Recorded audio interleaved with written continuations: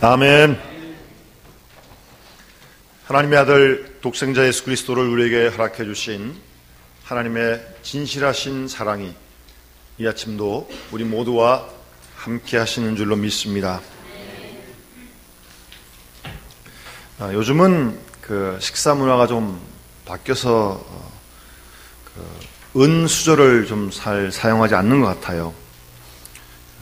아무래도 그 은수저를 쓰면 조금 시간이 지나면 새카맣게 되니까 또 닦아내야 되고 귀찮기도 하고, 어쨌든 그래서 은수저는 요즘 잘 안 쓰는 것 같아요. 저도 어렸을 때 은수저로 밥을 먹은 기억이 나는데, 언젠가 한번 어떤 글을 읽고는 은수저를 좋아하지 않게 되었습니다. 왜냐하면 옛날 궁전에서 왕들이 신하가 갖다 주는 음식을 믿을 수가 없어서 그것을 검사하기 위해 머리를 쓴 것이 은수저를 쓰게 되었다는 겁니다. 무슨 음식이든 일단 은수저를 저어보면 독약이 들었는지 안 들었는지 알 수 있으니까요. 그래서 은수저를 넣어가지고 색깔이 변하면 그 음식엔 독이 있는 것이죠. 여러분, 얼마나 큰 불신이 있었으면 그렇겠습니까? 음식을 먹을 때마다 의심하면서 여기에 독이 들어갔나 안 들어갔나. 피곤한 일입니다. 밥 먹을 때마다 남을 의심해야 하며 먹는다면 불행한 사람이죠. 왕 아니라 왕보다 더한 사람이 또 불행한 사람이죠. 사람이 사람을 믿지 못하는 것처럼 큰 불행은 없습니다. 옛날에 철학자, 염세주의 철학자인데요, 쇼펜하우어도 상당히 의심이 많았던 사람인 모양입니다. 그가 여행을 할 때면 항상 강아지를 데리고 다녔다고 합니다. 그래서 어떤 곳에 가서 음식을 먹을 때는 꼭 강아지 먼저 먹여보고 이상이 없으면 자기가 먹었다고 합니다. 불행한 사람입니다. 밥 먹을 때마다 그렇게 의심하면서 검사하고 먹어야 된다면 스트레스 많이 받는 거죠. 여러분, 사실은 우리가 의식을 하든 의식하지 못하든 우리는 믿어야만 살 수 있습니다. 이제 예배 마치고 우리 아침에 식사를 하실 텐데 구역 식구들이 열심히 잘 준비해 줄로, 그리고 믿고 먹어야지. 여기다 뭘 탔나 그러고 그거 어떻게 뭘 먹겠습니까? 믿어야 돼. 그것도 믿어야 되고요. 또 길거리에 있는 신호등도 믿어야죠. 빨간불이면 쓰고 파란불이면 가고. 그거 믿어야죠. 그거 못 믿으면 사고 나서 죽는 거 아니겠습니까? 버스를 타든 택시를 타든 운전하고 있는 기사도 믿어야죠. 야, 이 사람 가다가 어떻게 되면 어떡할까?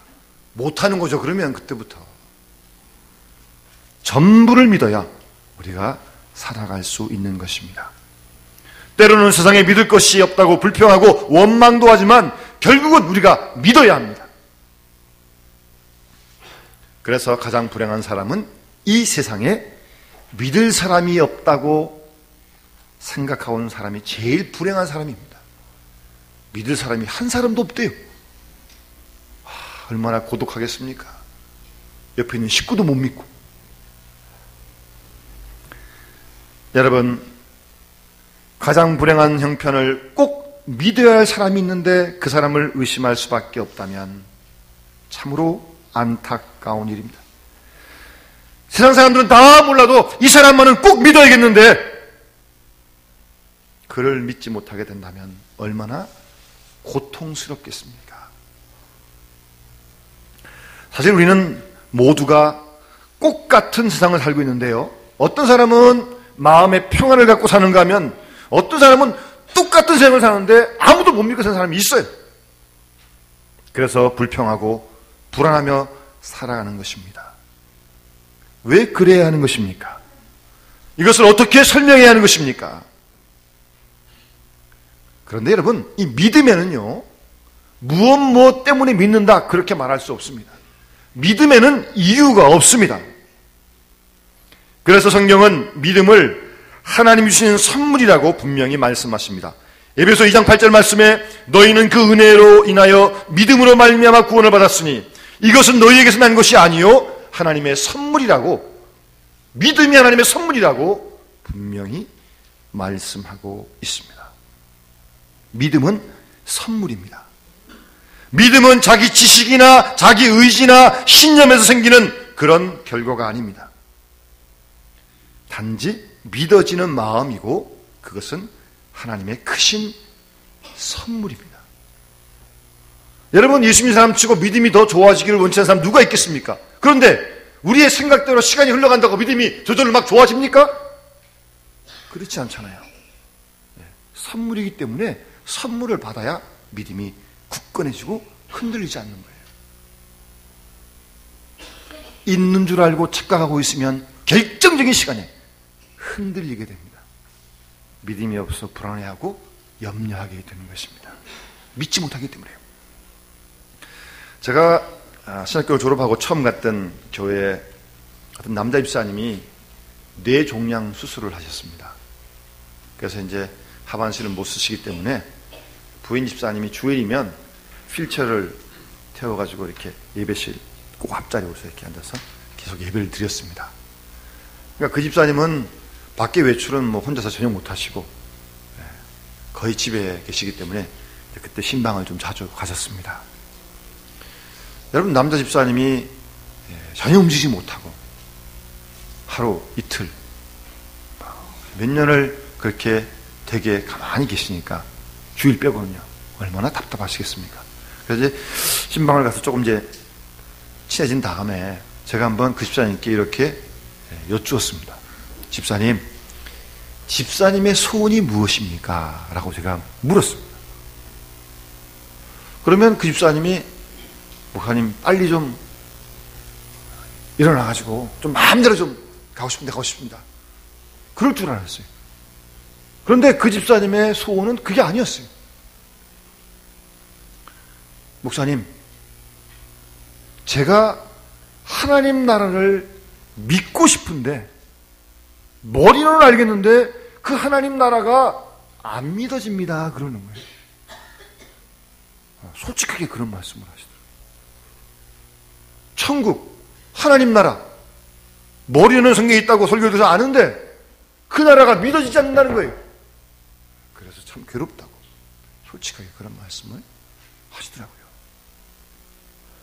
믿음을 우리가 마음대로 가질 수 있고 그렇게 더 할 수 있다면 그런 고민을 하겠습니까? 아니잖아요. 믿고는 싶은데 안 믿어진다는 거예요. 머리로는 알겠는데 마음으로 믿어지지 않는다는 겁니다. 그런 믿음이 마음에 안 생긴다는 겁니다. 여러분, 믿음은 선물입니다. 하나님이 우리에게 주신 선물이에요. 그래서 선물을 주시면 하나님도 믿고 옆에 있는 식구들도 자꾸 믿어져요. 뭐 믿고 싶어 억지로 하는 게 아니라 자꾸 마음에 믿음이 생겨요. 그게 은혜란 말씀입니다. 여러분, 믿기지 않는 사람을 믿어보겠다고 여러 가지 방법을 쓰고 물어보고 때로는 뭐 청문회를 한다고 불러다 놓고 이것저것 다 묻습니다만 갈수록 불신만 드러나고 있습니다. 여러분, 청문회를 열어가지고 잃어버린 믿음을 회복할 수 있겠습니까? 믿는다는 문제는 아무리 연구하고 공부하고 애써 보아도 인간적인 노력의 결론으로서 되어지는 것이 결코 아닙니다. 끝없는 비판을 해보았자 믿어지지 않음을 보고 우리가 있지 않습니까? 그래서 믿음은 위로부터 오는 선물이다. 그렇게 말씀하고 있는 것입니다. 오늘 본문 1장 12절 말씀 보시면 영접하는 자, 곧 그 이름을 믿는 자들에게라고 그렇게 말씀하고 있습니다. 본문을 잘 보세요. 어떤 사람이 믿는 사람이냐? 영접하는 사람이 믿는 사람이라고 분명하게 말씀하십니다. 어떤 감정만 가지고는 안 되는 거예요. 영접을 해야 돼요. 마음에 모셔야 돼요. 그게 믿는 거라는 거죠. 아는 거 아니고요. 생각하는 거 아니고요. 영접하는 거예요. 믿음이라고 하는 것은 단순히 바라는 마음이 아닙니다. 받아들이는 마음이에요. 받아들이는 마음.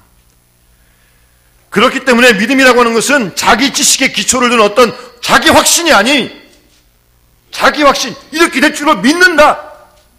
그런 자기 확신이 믿음 아닙니다. 영접하는 마음이라고 오늘 본문은 말씀하지 않습니까? 여러분 가끔 그 성화 중에 홀맨 헌트라고 하는 화가가 그린 세상의 빛이라고 하는 그림 보신 적 있죠? 이 대문에 어떤 사람이 이렇게 등을 두고 하나 써 있는데 대문 주위에 이렇게 뭐 넝쿨도 있고, 잘 보시면 그 대문에 손잡이가 없습니다. 모르겠나마 그 문 앞에서 오래 서 있던 것 같아요. 그 문은 안에서 열어줘야 열리는 문이에요. 그러니까 안 열어주니까, 안 열리니까 그 앞에서 오래 서 있는 듯한 그런 내용을 묘사한 그림입니다. 여러분, 정말 우리의 마음 문을 열지 아니하면 도저히 방법이 없습니다. 그 넓은 태평양 넓은 바다 위에 물병 하나가 떠 있다고 합시다. 이 물병에 병마개가 꼭 닫혀 있는 동안에는 몇십 년을 지나가도 병 속에 물 한 방울 안 들어갑니다. 이와 같이 우리가 하나님의 풍성한 값없이 주시는 그 은혜 속에 늘 살고 있으면서도 그걸 믿지 않으면 그 은혜와 나와 아무런 상관이 없어요. 그 하나님의 넓고 크신, 변함이 없인, 진실하신 크신 사랑 속에 우리가 늘 살고 있지만 그 사랑을 깨닫지 못하면 나와 그 사랑은 아무런 관계가 없습니다. 그렇기 때문에 받아들이는 마음, 영접하는 마음이 있을 때에라 그 주님과 우리가 만나게 될 것이고 주님의 생명과 은혜와 우리가 관계를 맺게 되는 것입니다. 믿음은 전적으로 받아들이는 마음이에요. 받아들이는 마음이에요. 단순한 생각 아니고요.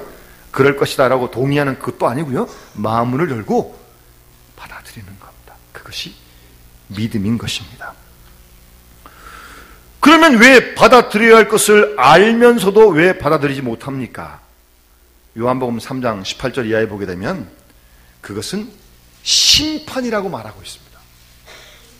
받아들이는 못하는 그 자체가 심판이라고요. 요한복음 3장 18절에 그를 믿는 아들을 믿는 자는 심판을 받지 아니할 것이요 믿지 아니하는 자는 하나님의 독생자의 아들을 믿지 아니함으로 벌써 심판을 받은 것이다. 그렇게 말씀하고 있습니다.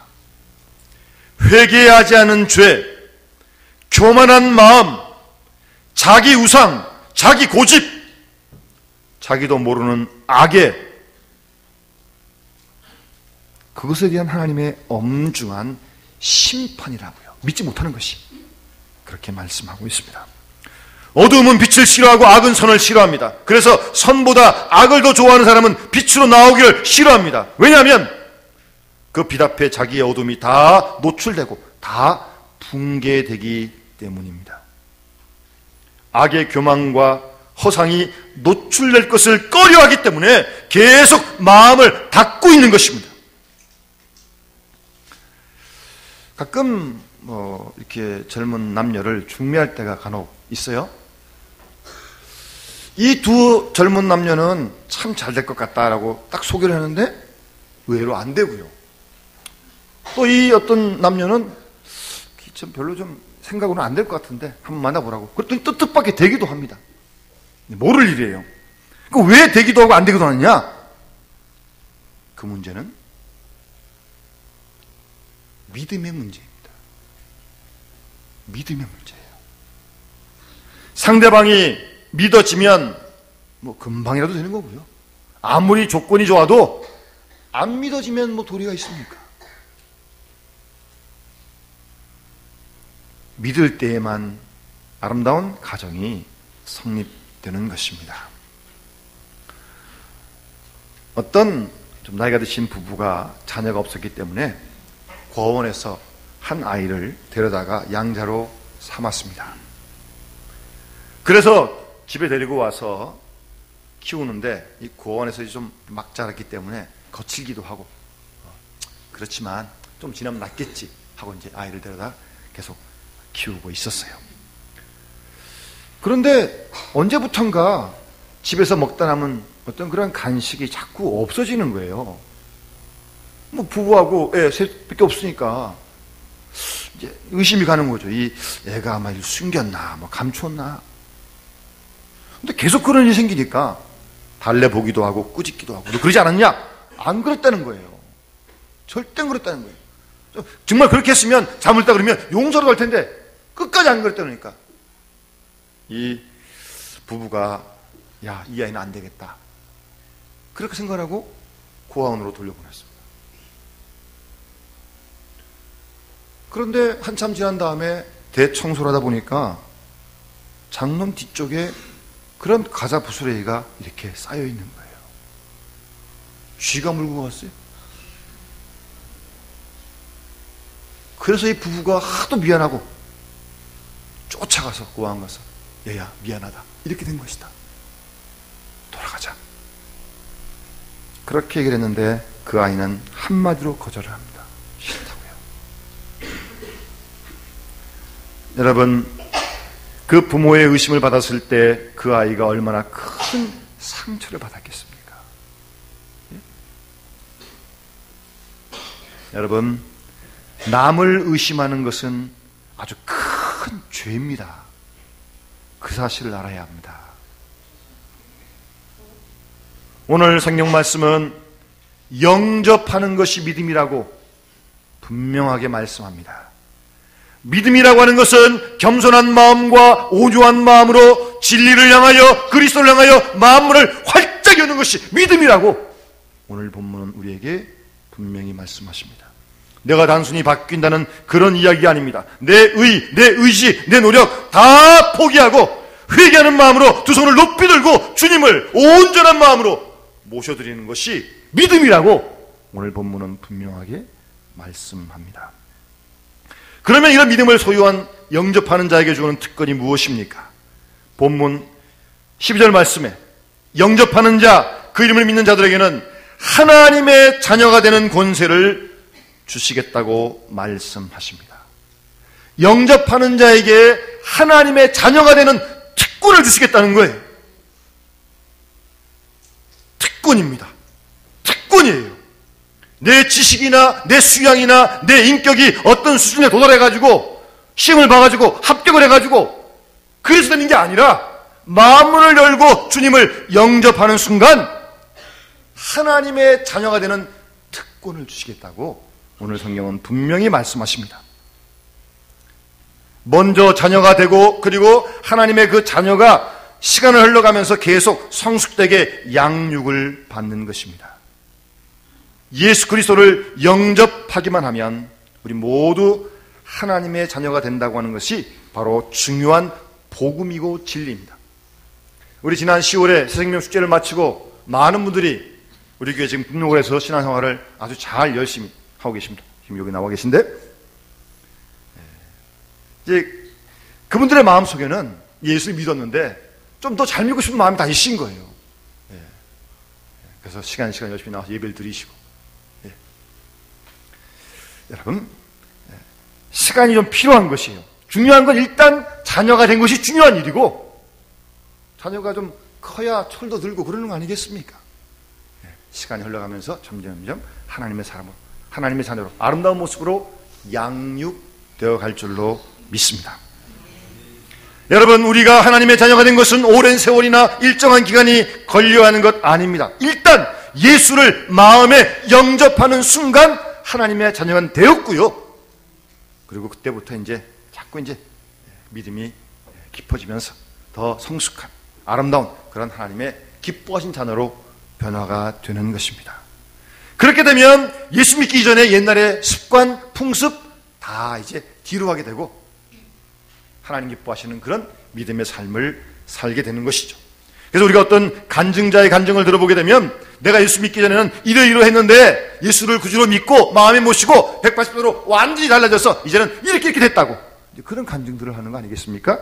그전에는 이런 게 좋았는데 이제는 그런 거 다 싫고 교회에서 함께 하나님 말씀을 배우고 신앙하는 것이 좋아졌다고 성도를 만난 것이 기뻤다고 그렇게 간증을 듣는 거 아니겠습니까? 하나님의 나라의 백성이 되어서 하나님을 아버지로 우리 모두가 하나님을 아버지라고 부르고 있는 형제요 자매의 관계로 살아가는 것이 하나님 자녀의 특권입니다. 특권이에요. 주님이 우리를 위해 예비하신 영원한 하나님 나라를 소망 중에 바라보면서 우리의 시민권은 이미 하나님 나라에 가 있는 줄로 믿습니다. 그 나라를 소망하면서 이 땅에서 하나님의 백성으로, 하나님의 자녀로, 평화의 일꾼으로 살아가는 것이 그리스도인의 삶인 것입니다. 어떤 형제가 놀다가 막 다퉈요. 아마 동네 이름을 좀 잘못한 것 같아요. 그렇게 형이 꾸짖으면서 이렇게 얘기를 합니다. 너 그렇게 하면 아버지가 너 사랑 안 한다? 이제 겁주는 거죠. 그 얘기를 듣다가 아버지가 딱 나타나셔서 얘들아 싸우지 마 그러면서 나는 너희들이 말썽꾸러기면 아픈 마음으로 사랑하고 착하게 자라면 기쁨으로 사랑한단다. 어떤 경우에도 너희를 사랑하는 건 변함이 없다. 그걸 잊지 말라고 그렇게 타일러 주었습니다. 우리도 가끔씩요 이렇게 살다 보면 어른이를 만날 때가 있잖아요. 그러면 그런 생각을 하는 분들이 있어요. 아, 하나님 날 안 사랑하시나 보다. 안 사랑해서 이런 어려움을 주나 보다. 잘못된 생각입니다. 그럴 때도 하나님이 우리를 더 사랑하신 줄 믿습니다. 그 어려울 때도 우리를 사랑하신 하나님의 사랑을 흔들리지 말고 의심하지 말고 굳게 믿어야죠. 그래야 어려움을 이겨갈 거 아니겠습니까? 하나님이 왜 우리를 안 사랑하시겠습니까? 그런 적 한 번도 없습니다. 여러분 지금까지 사시면서 하나님의 사랑을 의심 본 적 있어요? 절대 그런 의심이 시험입니다. 우리가 구약성경을 보면 이사야 49장 14절 이하 말씀에 여호와께서 나를 버리시며 주께서 나를 잊으셨다고 이스라엘이 말하였거니와 여인이 어찌 그 젖먹는 자식을 잊겠으며 자기 태에서 난 아들을 어머니가 긍휼히 여기지 않겠느냐. 그럴 리가 없죠. 그런데 혹시 그 어머니들은 혹시 잊을지라도 하나님께서 나는 너를 잊지 아니할 것이라 내가 너를 내 손바닥에 새겼다고 그렇게 말씀하고 있어요. 하나님은 한 번도 절대 우리를 잊지 않으십니다. 사람들이 뭐라 그래도 잊지 않으세요. 그리고 하나님의 손바닥에 새겨놓으셨다고 그렇게 말씀하지 않습니까? 요한복음에 보면 예수님께서 내가 너희를 고아와 같이 버려두지 않겠다. 아멘. 절대 우리를 고아와 같이 버리지 않습니다. 그런 주님의 사랑을 굳게 믿고 이 땅을 사는 하나님의 자녀의 특권을 우리에게 주신 것입니다. 하나님의 자녀가 되었기 때문에 우리에게는 영원한 하나님 나라의 기업이 있고 이 땅에 살며 하나님의 약속한 그 축복을 누리며 살아가는 우리의 삶인 것을 우리는 한시도 잊지 말아야 합니다. 이제 주를 영접함으로 우리가 알게 되는 것이 있는데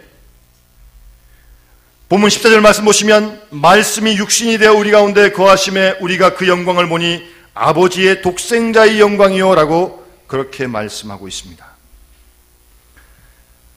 하나님의 자녀가 되면 독생자의 영광을 보게 되는 것입니다. 원래 이 헬러 본다는 말은 안다는 말과 같은 뜻입니다.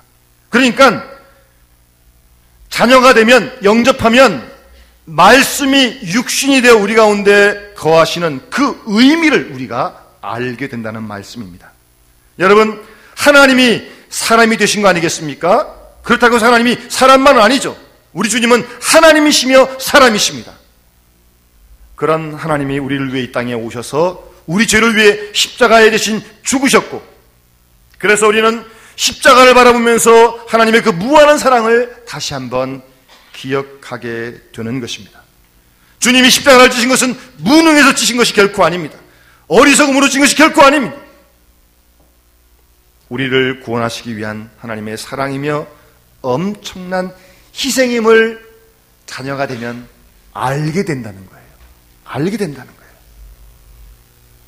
하나님이신 우리 주님이 하늘의 모든 영광의 모자를 다 마다하시고 이 땅에 오셔서 말 구유에 나신 그 사실을 보고 우리 하나님의 비우심과 겸손을 알게 되는 것입니다. 부활하신 주님을 우리가 믿고 바라보면서 우리도 부활하신 주를 믿기에 우리도 부활할 것이라고 하는 부활의 생명에 대한 부활의 그 영광을 우리가 알게 된다는 말씀이에요. 그런 특권을 하나님의 자녀가 된 우리에게 주께서 주실 줄로 분명히 믿습니다. 어떤 중국 사람이 자기가 왜 그리스도인이 되었는가라고 하는 그런 글에서 이런 이야기를 합니다. 자기가 길을 가다가 깊은 웅덩이에 빠졌는데 혼자 나올 수가 없는 겁니다. 그래서 막 살려려고 막 소리를 쳤어요. 그랬더니 어떤 한 사람이 지나가다가 내려다보고는 아이쿠, 이 일을 어찌할꼬, 아무래도 당신은 전생에 죄가 많아서 그런 것 같으니 그 속에서 참여하고 저승으로 가라고 지나갔어요. 두 번째 사람이 오더니 막 소리 지르니까 쳐다보면서 사람이란 아차하면 실수하는 법인데 이번 일을 거울 삼아 다시는 이런 실수를 하지 않도록 조심하라고. 지금 그 속에 빠져 있는데 뭘, 또 지나가는 거예요. 세 번째 사람이 오자 급하게 사다리를 구해가지고 직접 내려와가지고 못 나오니까 내려가서 그 사람을 건져줬어요. 그리고는 말없이 사라졌습니다. 그런 이야기를 하면서 첫 번째 사람은 석가모니고, 두 번째 사람은 공자고, 세 번째 사람은 예수 그리스도라고 그렇게 설명을 합니다. 예수님, 우리 주님은요, 높은 하나님 나라에 앉아 계시면서 그저 팔짱만 끼고 앉아 계셔가지고 누가 잘하나 누가 못하나 그렇게 쳐다보고 비판하시는 우리 주님이 아니십니다. 우리를 구원하기 위해서 이 세상을 사랑하셔서 그 보좌를 내놓으시고 내려놓으시고 이 땅에 사람 되어 오셔서 구유에 나시고 우리를 위해 대신 십자가를 지신 우리 주님이십니다. 바로 여기에 성탄의 의미가 있습니다. 여러분, 현대인들의 가장 큰 결정적인 약점은 불신입니다. 불신이에요. 믿지 못하기 때문에 나의 말을 듣지 않습니다. 그리고 자기 말만 합니다. 그러니까 온 세상이 다 시끄럽고 자기 말만 하니까 온 세상이 화평하지 못해요. 여러분, 이제는 우리의 마음 문을 활짝 열고 조용히 하며 들어야 할 것입니다.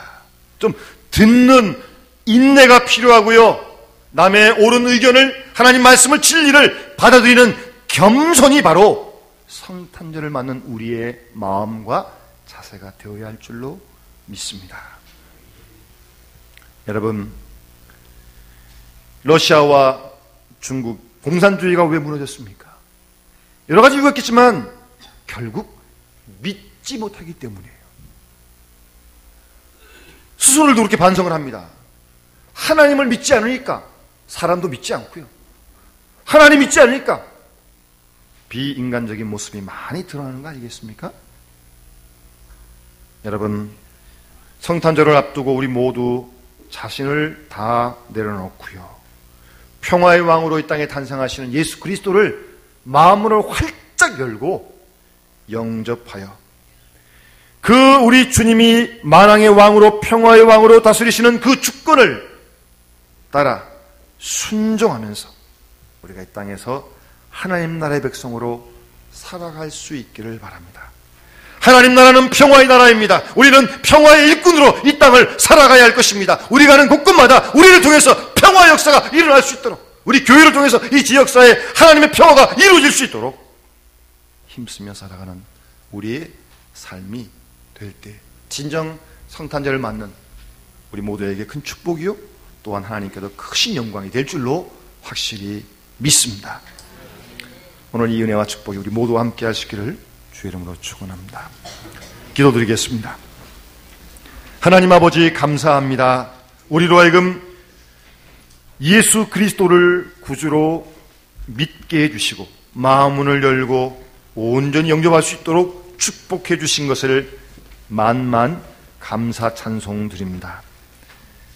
하나님 아버지, 그 은혜로 우리가 구원을 받았건만 어떤 이유로든 우리의 마음이 굳게 닫혀져 주님의 은혜를, 주님의 진리를 받아들이지 못하는 저희들의 부족함과 완악함을 주님 용서하여 주시옵소서.